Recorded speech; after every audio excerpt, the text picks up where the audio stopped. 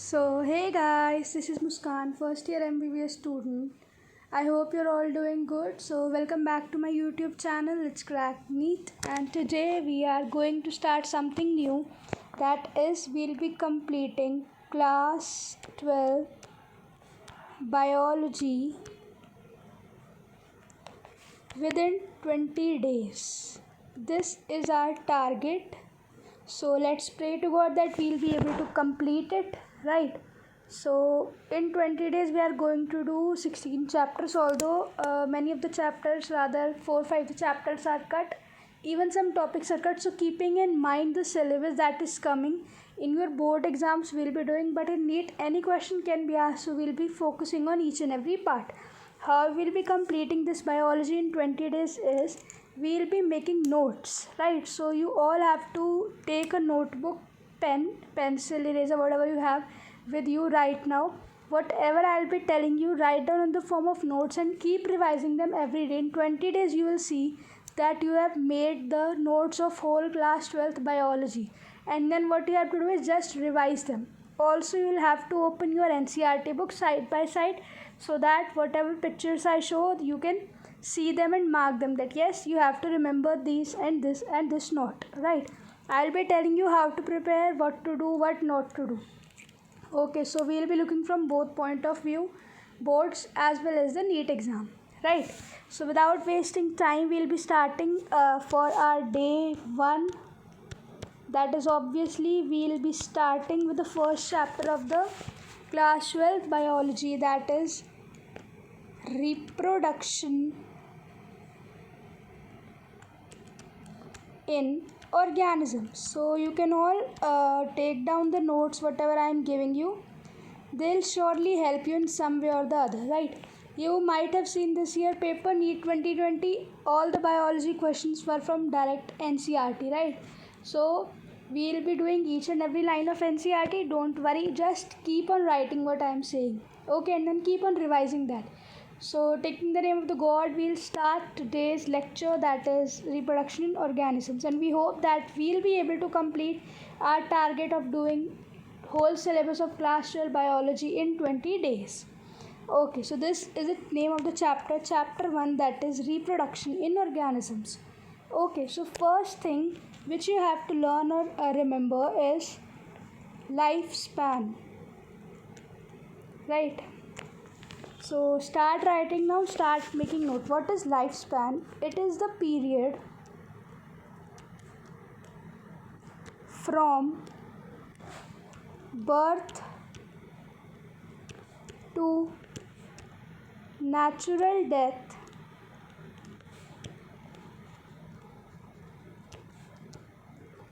of an organism, right? This is what is the definition from your NCERT book. You have to learn it for boards. It's important, you should know. It's just basic information कि life span क्या होता है, birth से लेके जब तक natural death आ जाती है उस पूरे पीरियड को भी कॉल लाइफ स्पैन, ठीक है? उसके बाद लिख लो इसमें लाइफ स्पैन जो होता है, it is not related to size of organisms. मतलब यूँ नहीं है कि अगर ऑर्गेनिज्म छोटा है तो उसका लाइफ स्पैन भी कम हो गया, ऑर्गेनिज्म बहुत बड़ा है जैसे कि एलिफेंट है, जिराफ, उनका लाइफ स्पैन बहुत ज़्यादा होगा, नहीं. Doesn't depend upon the size, ठीक है? For example I will be showing you how. देखो, क्रो जो होती है it has a life span of 15 years.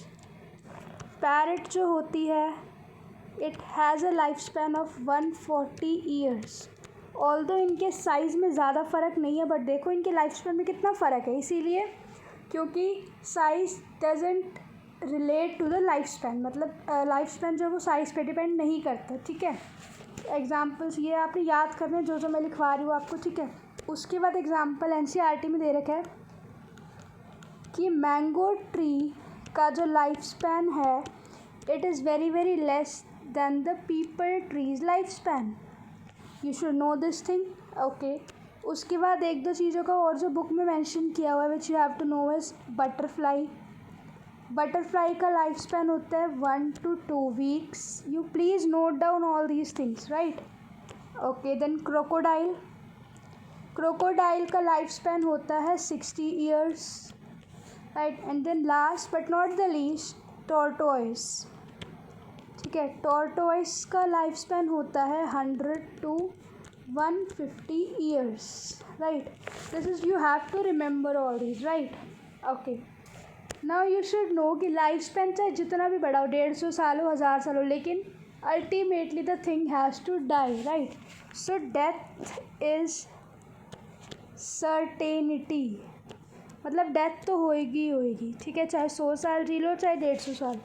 Accept, अब obviously biology is the study of exception, so we have to learn the exceptions. Except in single celled organisms. Right. Except in single celled organisms.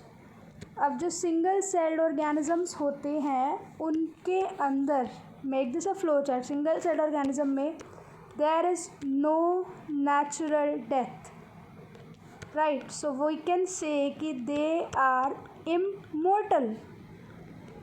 Right. जब उनमें natural death हो रही तो immortal है, कभी मरेंगे ही नहीं वो तो. ठीक है, ये चीज़ होती है. अब इनको इमोर्टल क्यों कहते हैं वो मैं अभी थोड़ी सी देर बाद बताऊंगी, 1 या 2 मिनट बाद. ठीक है, write this down. Okay, then write down reproduction. इसका काम क्या होता है रिप्रोडक्शन का? It ensures continuity of species. Right. Obviously this is the only process ना जिसकी वजह से the generations are coming and they are being continued. Right. So what does reproduction does is the reproduction ensures continuity of species, and this process is generally being taken granted these days because the people are not aware. So in order to make people aware, you need to be aware, and in order for you to be aware, you should read the whole biology. Right. It's gonna help you in whatever course you do, whether it's MBBS or BDS or whatever course you do. Right. Okay. So don't think कि हम इतना बड़ा बड़ा लिख रहे हैं, काम आएगा वो, क्योंकि पेपर में जनरली भी आ जाते हैं which of the following statements are not correct, जो कि पूरी as it is theoretical line book में दी होती है. इसलिए जो जो चीज़ें मैं लिखवा रही हूँ they are very very very important. Right. Okay, इतना लिख लिया. उसके बाद अब लिख लेते हैं रिप्रोडक्शन की definition. Write down. It's a biological process in which an organism gives rise to young ones,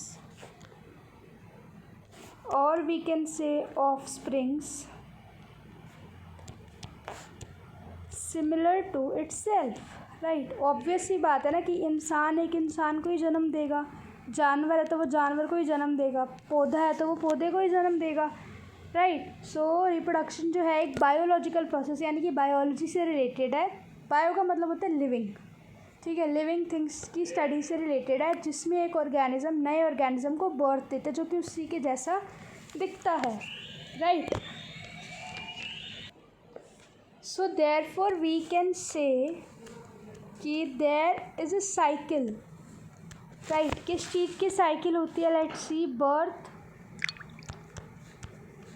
growth and death. Right. This is the cycle. पहले बर्थ होएगी, फिर ऑर्गेनिज्म ग्रो होगा, मैच्योर होगा, and then ultimately it will die. This is the cycle, birth, growth, death. So paper में आ जाएगा कि arrange the 3 things in the sequence, birth, growth, death. Right. So you should no. Notes बनाते जाओ, ये board में भी काम आएंगे और नीट दोनों में. ठीक है. ओके. उसके बाद write factors responsible for reproduction. What are the factors? There are 2 factors basically. First is the organism's habitat. Right. मतलब किस टाइप के हैबिटेट में वो ऑर्गेनिज्म रहते हैं, किस टाइप की कंडीशंस में रहते हैं, ये अफेक्ट करेगी उसकी रिप्रोडक्शन को. दूसरा उसकी internal physiology. Right. And now you should very well know what physiology means. Physiology is the study of functioning, normal functioning of the organs. Right. जब आप MBBS में जाओगे तो फर्स्ट ईयर में you will have 3 subject, anatomy, biochemistry, physiology. वहाँ पर physiology पढ़ोगे तो उसमें you will be studying all the functioning of the human body, that will be normal, right. और एब नॉर्मल के लिए सेकेंड ईयर में there is a subject pathology. So उसके लिए यहाँ से बेस बनता है कि फिजियोलॉजी क्या होती है, इट इज़ द फंक्शनिंग, ठीक है। सो देयर आर 2 फैक्टर्स जो कि रिप्रोडक्शन को अफेक्ट करते हैं। पहला ऑर्गेनिज्म किस जगह पे रहता है, दूसरा उसकी नॉर्मल बॉडी फंक्शनिंग कैसी है, ठीक है। उसके बाद right down reproduction is of 2 types. On what basis? Right, based on number of organisms taking part, कि कितने ऑर्गेनिज्म पार्ट ले रहे हैं, 1 ले रहे हैं या 2 ले रहे हैं। It's of 2 types, right. What are the 2 types, let us see. First होगी जिसमें सिंगल पेरेंट इन्वॉल्व होंगे, सिंगल पेरेंट। सेकेंड जिसमें there are 2 parents involve, right. So single parent वाले को we will be calling asexual reproduction, right. And in this process there is no gamete formation, right. So you should know this कि asexual में कोई gametes नहीं बनते। फिर जिसमें 2 parents involve होते हैं, remember of the opposite sex, 1 male and 1 female, they are involve. So this we call the sexual reproduction, right, and it involves fusion. किसकी फ्यूजन होती है, मेल गैमेट की और फीमेल गैमेट की, right. So it involves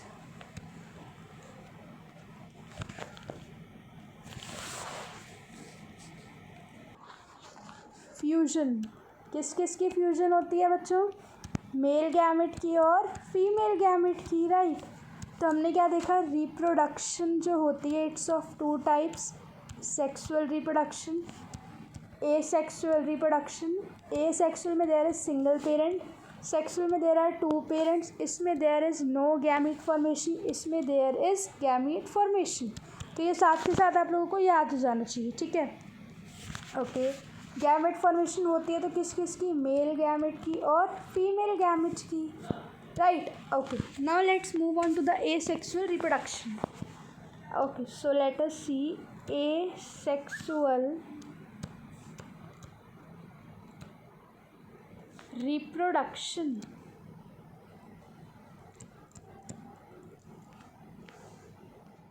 Okay, so what is asexual reproduction?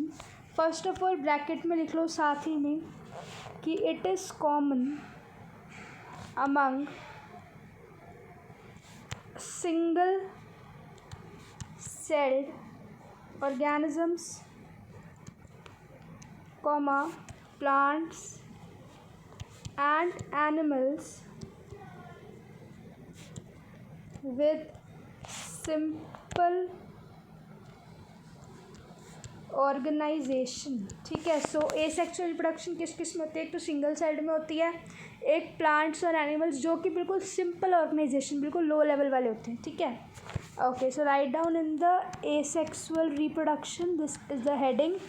इसमें लिखो कि there is single individual, right. Single individual क्या लो या सिंगल पेरेंट होता है, this we should all know, okay. So there is single individual which is capable to produce offspring. Single parent is capable to produce the offspring, and then write down these offsprings, they are not only identical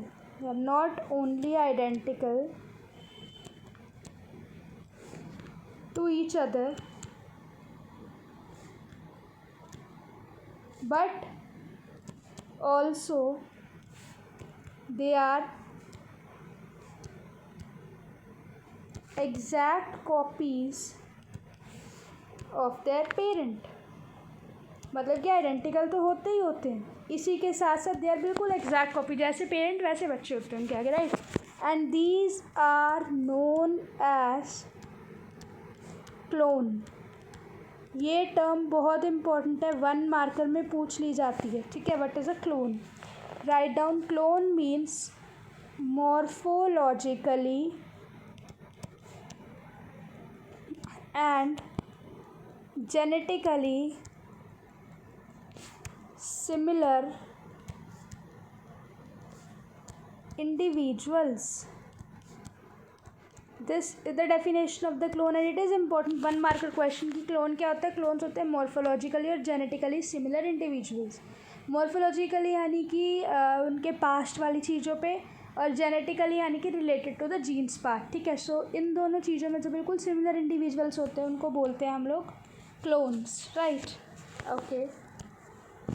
now let us see cell division जो होती है. okay. cell division in unicellular organisms.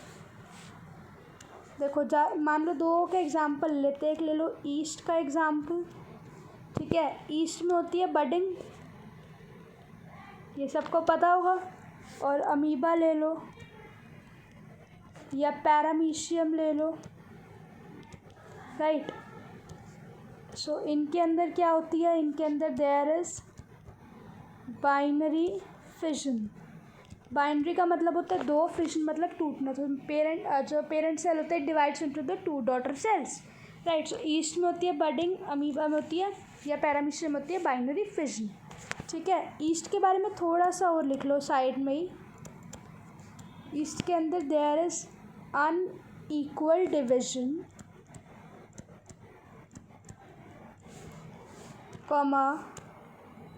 small buds are produced which remain attached to the parent cell initially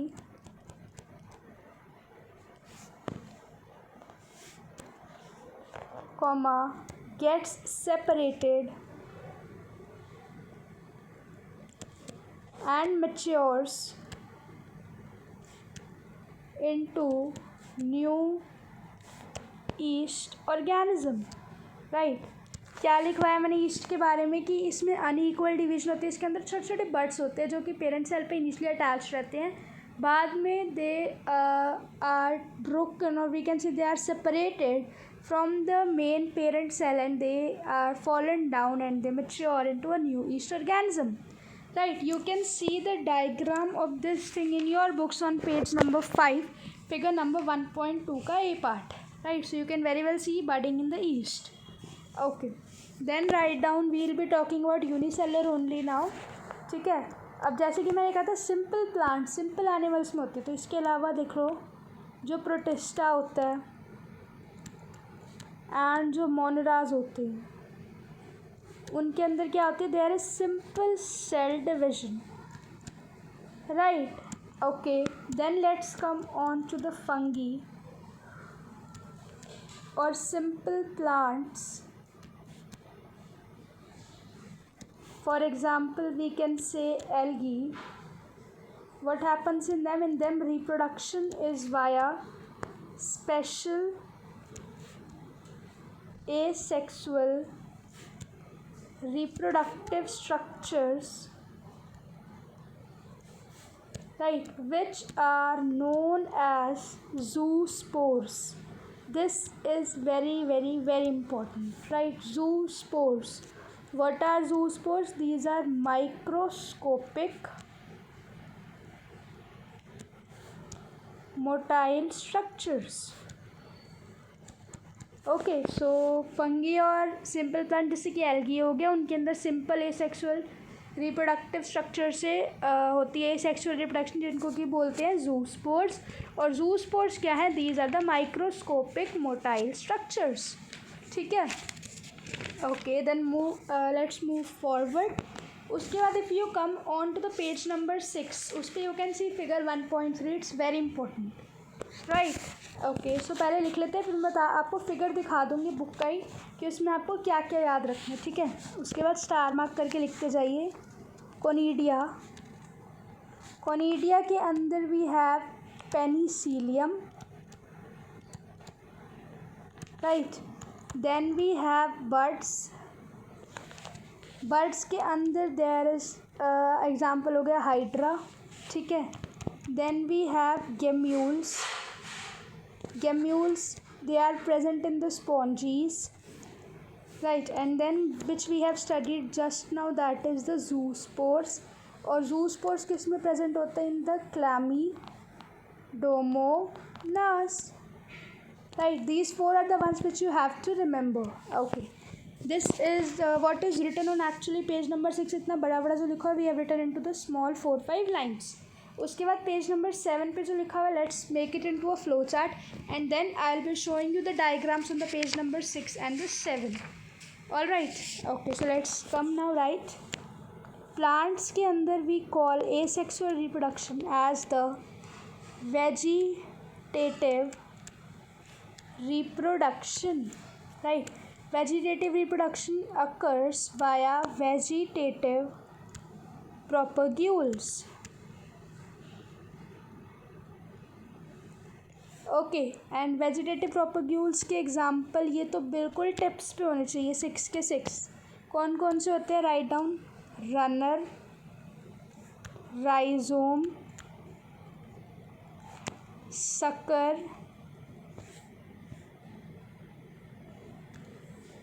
tuber, offset, bulb.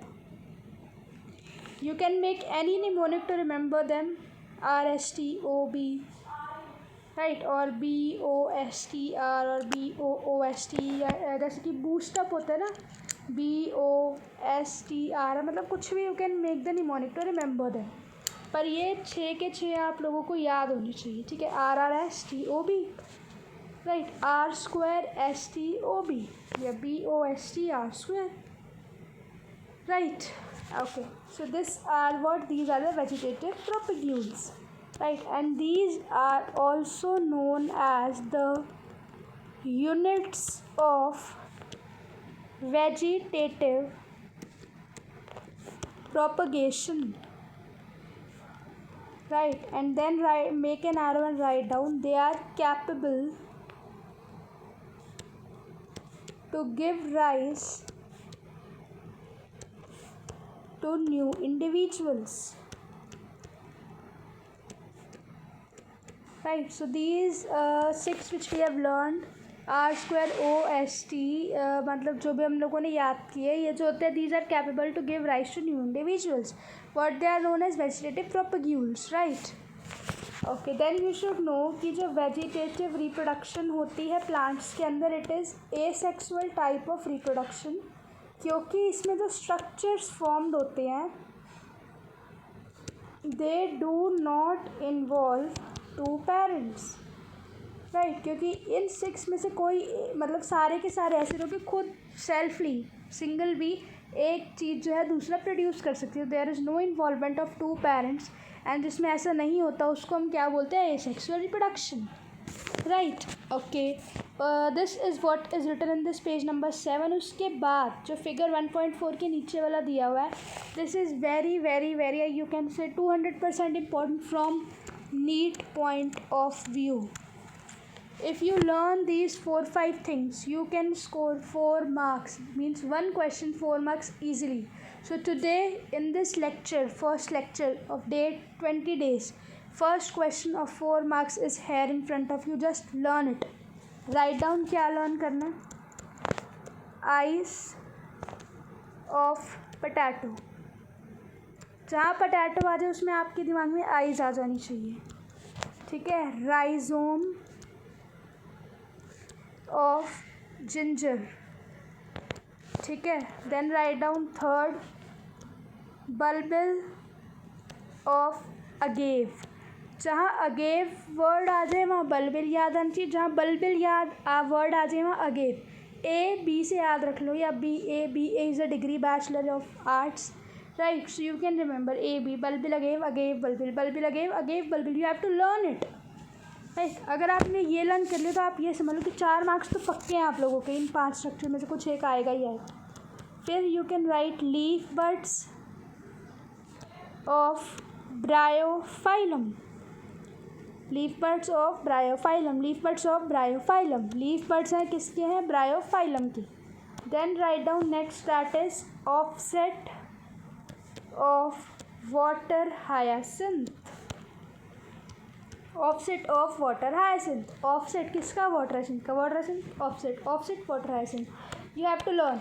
अगर आप लोगों ने ये 1 2 3 4 5 ये 5 चीज़ें याद कर ली, remember you are getting 4 marks, 1 question correct in your NEET exam, right. You get 4 marks, 4 marks very valuable. ठीक है, इतना सा पढ़ के, सिर्फ इतना 4 पेज पढ़ के यू कैन गेट 4 मार्क्स. इससे ज़्यादा क्या लोगे. ठीक है, ओके. सो अब मैं आप क्या करने वाली हूँ, मैं आप लोगों को पेज नंबर 6 7 के डायग्राम दिखाऊंगी. उसमें मैं आपको बताऊंगी कि आप लोगों ने क्या क्या पॉइंट्स ऐड करने हैं. ठीक है, okay, just a second. So I hope that you can see this image. The page number 6 पे ये जो डायग्राम्स है 4. ठीक है, जो first diagram we have that is the zoospores of chlamydomonas. ठीक है, सेकेंड डायग्राम जो है वो कोनिडिया का है, Penicillium. Third is buds in the hydra. Fourth is gemmules in the sponge. इनमें कुछ भी आ जाए चारों में से डायग्राम में, विच या क्वेश्चन पूछ लेंगे what does the following represent. So you should no. ये चारों डायग्राम आज आपके दिमाग में ऐसे फिट हो जाना चाहिए कि डायरेक्ट पेपर देने जा रहे हो, क्वेश्चन आपको याद आ जाना चाहिए. ठीक है, स्पॉन्जे का जैसे बिल्कुल गोल गोल सा स्ट्रक्चर हो गया. ठीक है, बर्ड्स आपको पता ही है इस तरह से हाइड्रा में ये निकली हुई है साइड में. ठीक है, उसके बाद क्लैमिडोमोनाज आप फर्स्ट स्ट्रक्चर याद कर सकते हो, ऐसे बड़ा सा circle. Then next is conidia of the penicillium. ये चारों तो आपको बिल्कुल टिप्स. ठीक है, उसके बाद जो फिगर 1.4 है पेज नंबर 7 पे, यू कैन सी पोटैटो की आइज़. ठीक है, यू शुड नो कि पोटैटो जो है एक मॉडिफाइड स्टेम है, right. Okay, so what is potato. Potato is a modified stem, modified stem. Okay, then the next structure we have is the rhizome of the ginger. So what is the rhizome of the ginger. ये आपको आना चाहिए कि rhizome आ गया तो ginger, ginger आ गया तो rhizome. ठीक है, उसके बाद you can see the C structure, this one, this is the most important. ये वाला it's very very very very important. bulbil, agave, agave, bulbil, bulbil, agave, agave, bulbil. You should learn it. फिर ऐसे leaf का structure आ गया ये, तो ये हो गया ब्रायोफाइलम. तो leaf buds of the Bryophyllum, you should learn it. ठीक है, उसके बाद you can C last offset of the water hyacinth. ये वाटर हो गया, इसमें ये वाला पार्ट ऑफसेट है, so you can C offset of water hyacinth. उसके बाद यहाँ एक चीज़ लिख लो कि जो वाटर हायासिंथ होता है it is known as terror of Bengal. ये चीज़ पेज नंबर 8 पे नेक्स्ट वीडियो में पढ़ेंगे हम लोग. ठीक है, आज के लिए इतना ही रखेंगे, लेकिन आप लोगों को ये पेज नंबर 6 पेज नंबर 7 वाले diagram they should be on your tips. अच्छा, इसके अलावा ना आप एक यहाँ पे पेज नंबर 6 पे पॉइंट ऐड कर लीजिए कि जो ये कोनिडिया है हमारा, this conidia, this one, it is what, it is the reproductive part किसका, फंगी का. ठीक है, so you should know reproductive part of the fungi is the conidias. ठीक है, so this is what we have to do in the today's lecture. That is this much we have covered. You should make notes and revise. आज के लिए आपका काम है page number 7 तक, it should be on your tips. Next day 2 में आई will be uploading the rest of the complete chapter, तो फिर आप लोगों को वहाँ से पढ़ना है. ठीक है, मेक नोट्स, बुक में से बार बार एटलीस्ट 3-4 बार पढ़ लेना कल तक, जब तक नई वीडियो नहीं डलती. ठीक है, so all the best and see you in the next video. Bye bye, take care, Tata.